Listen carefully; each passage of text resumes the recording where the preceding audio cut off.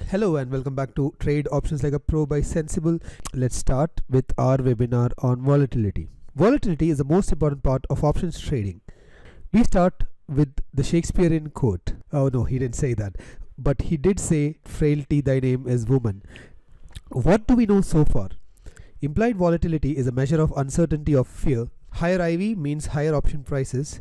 Usually IV increases when market goes down, especially in gaps. It usually decreases when market is still, moves up or moves slowly. It's very high near events and when there is uncertainty. So let's say the elections are coming, there's a federal open market committee meeting, or there is RBI policy, all the indices become volatile. When it comes to single stocks, it's obviously the big ones, the results.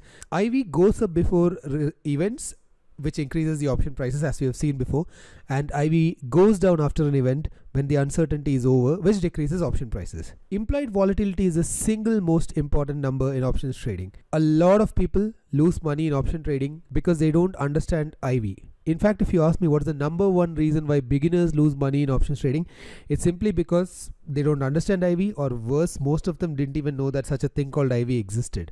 Let's look at a common application of IV. So by now we know that option selling is just like lottery selling, right? The seller decides the price of the lottery through IV, which means that if there's a higher chance of a lottery hitting, the lottery will be priced higher. So before events, company results, etc., the IVs will be high, which means the option prices will also be high. A lot of people end up buying this high IV just before events, etc., only to end up losing money, because once the event is over, IV rapidly drops, which decreases the price of the options which they bought. So what's the lesson? Look at IVs before you buy near events, or better still altogether, just don't buy options near the events, unless of course you really know what you're doing. What else do we know? We have learned before that we use Vega to measure volatility. Vega measures change in option price with change in IV. If Vega is high, option price changes quite a lot, and if Vega is low, option prices don't change that much. A positive value of Vega indicates you gain when volatility increases. A negative value indicates that you lose when volatility increases. Vega is positive for buy options, both call and put. Vega is negative for sell options, both call and put. Vega is very high for at the money options and low for in the money or out of the money options, which basically means that if you have bought at the money options, when volatility changes, your option price will change quite a bit. And if your option happens to be in the money very deeply or out of the money very deeply, changes in volatility is not really going to change your option price. Vega is high for long-term options and it is low for short-term options. So let's say that you're at the expiry week, your option price won't change much because of change in volatility. And if you're having, let's say, a 2-month option or a 3-month option on an index, even 1% point change in volatility is going to affect your option price quite a bit. So if you want to trade options without really taking Vega risk, that is the price changing because of change in volatility, one of the things you could do is probably think about short-term options and not really play with long-term options. Now let's look at 3 fundamental principles of implied volatility. 1. IV is not the same for every strike. 2.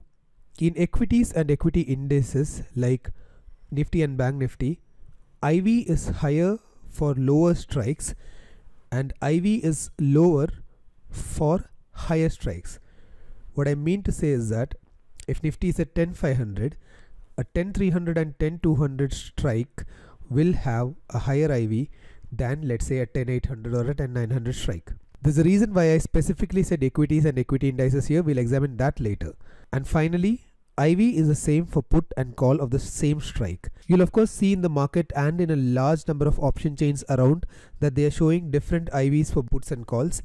This happens because of some inaccuracies in pricing the in the money options. So let's just examine that point a little deeper. So Nifty is at 10,500.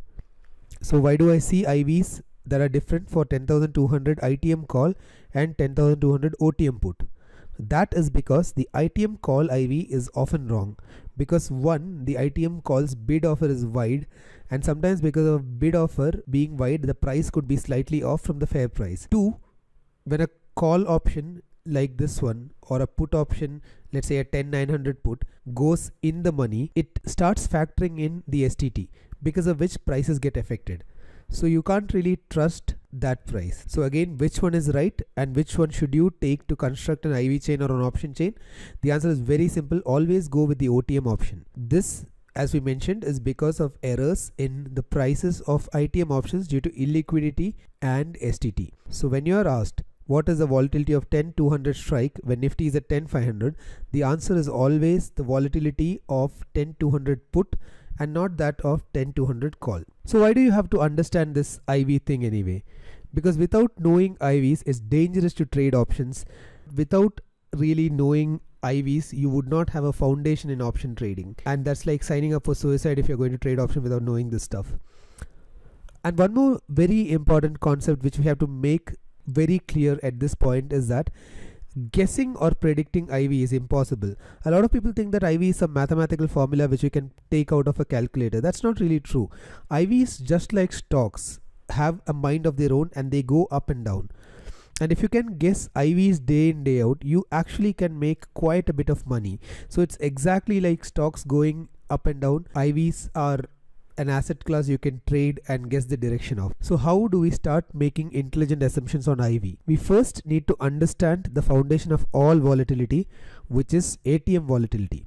ATM, or at the money option, is the option whose strike is closest to the current future price of the same expiry. At the money volatility is the volatility of the option whose strike is closest to the current future price of the same expiry. So we start with ATM volatility and then get the volatility of whichever strike we want, which also means that this ATM strike keeps changing. So one day the ATM strike could be 10,600 and another day it could be 10,700. So when I am asked what's the volatility of ATM today and tomorrow, I could actually be mentioning the volatility of two different strikes because the strike itself has changed. So why did I say that ATM is the foundation? To answer that, let's quickly look at the vol curve. The x-axis here represents the strikes and the y-axis here represents the volatility. This slide has 4 different vol curves taken on 4 different days. The red line represents the volatility curve with 1 month left to expiry. That is the bottommost curve with the least slope. The green one is a vol curve with 15 days left to expiry. The purple colored one is 7 days left to expiry, and the light blue colored steepest curve is the one with 1 day left to expiry. So you can say one thing very clearly, that as the number of days to expiry decreases, the vol curve gets steeper. You can notice that I have not represented strikes as 10,600, 10,700, etc., but I have gone for ATM minus 100, ATM minus 200, etc. This is because ATM shifts with change in the value of index.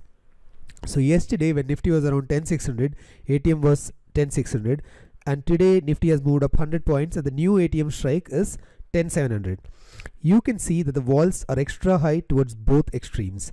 Vol comes down towards the middle, reaches the lowest point somewhere around the ATM, slightly towards the right of it, and then goes up again. The curve gets steeper as we approach expiry. Let's explore this with an example where ATM remains at 10,500 for whatever reason throughout the month. So in this example, you can see that the 10,500's IV, which is a ATM IV, remains constant pretty much for the whole month.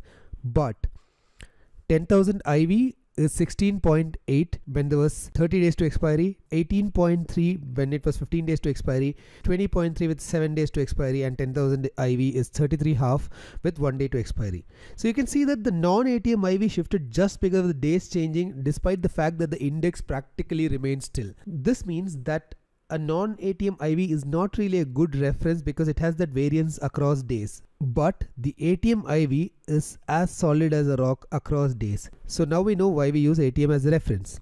This also means that if you're looking at option chain and seeing huge IVs near some off strike, it means nothing. ATM IV for a month is more or less constant. ATM strike shifts, but ATM IV stays. ATM IV is range bound in the absence of events, and ITMs and OTMs IVs swing wildly with strike distance and days to expiry. ATM IV is usually constant within a time horizon. So Nifty vols were in 16 to 21%, let's say 5 years back. Now it's in a 13-ish regime. Fluctuates around 3% up or down normally these days. So every time we refer to volatility, we do indeed mean the at the money volatility. Now let's try and understand the behavior of ATM IV. When does ATM volatility increase? It increases when there is uncertainty and fear. For indices and for the market in general, this is just before events, let's say FOMC, budget, RBI policy, etc. For single stocks, it's before the results. Also, when market falls, IV increases because of fear, especially when falls in gaps. IV also goes up when there's a large amount of movement in the market, which is big gap ups, big gap downs, whipsaws, etc. The next question then becomes, when does it decrease?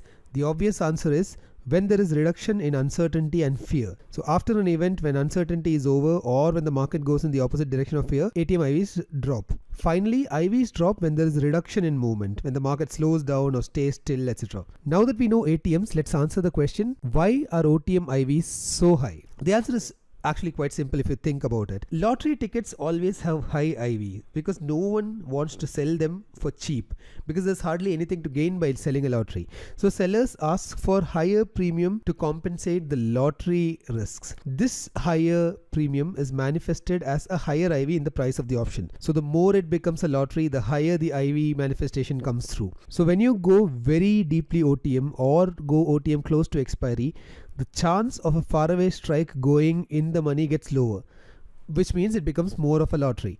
So the seller asks for higher IV and hence the increasing IV graph. Let's put that through an example. So when you are at 10,500 Nifty and there's just 3 days left to expiry, right? 10-100 strike acts as kind of a lottery because there's 400 points to go there.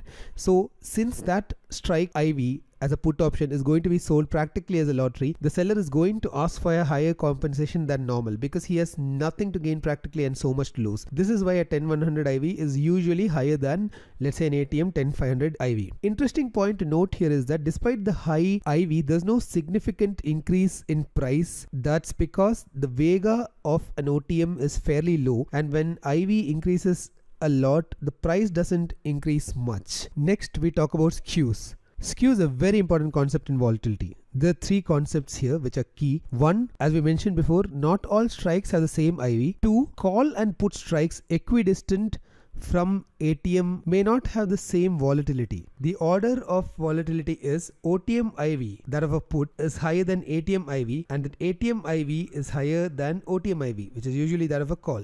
Let's explore this. Here's a volatility curve at the beginning of the month. You can see that the volatility is high in the direction of puts, that is left. It comes down towards ATM, goes down a bit more and slowly rises. So the lowest IVs are usually 1 or 2 strikes above ATM for like a 30-day expiry. There are nuances to that, but let's not get into that for now. You can also see that put IVs are higher than call IVs at the same distance. One last curve for this webinar.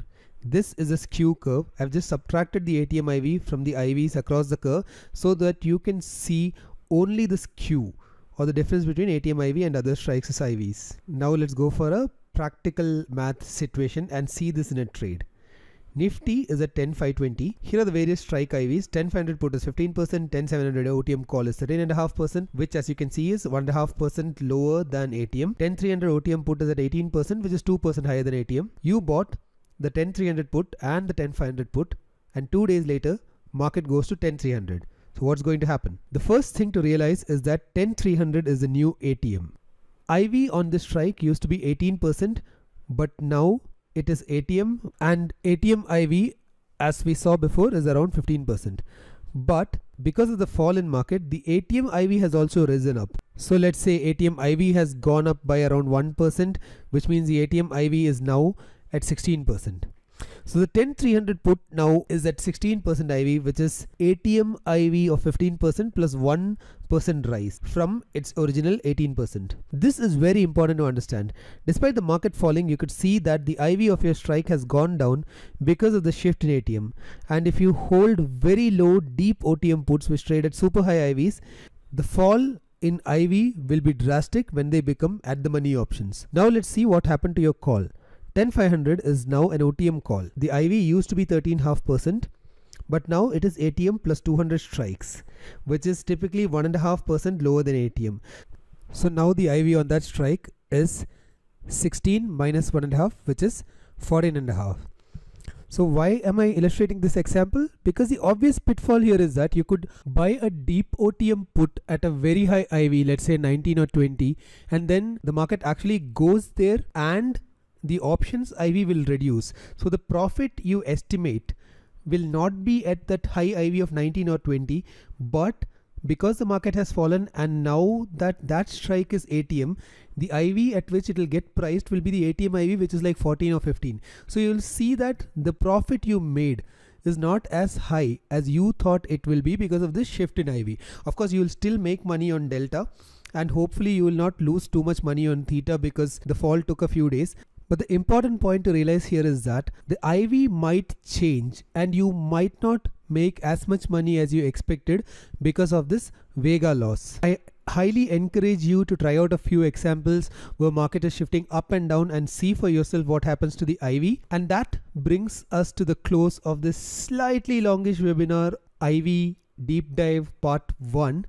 I'll see you soon in the second part of IV Deep Dive. Hope this was fun for you.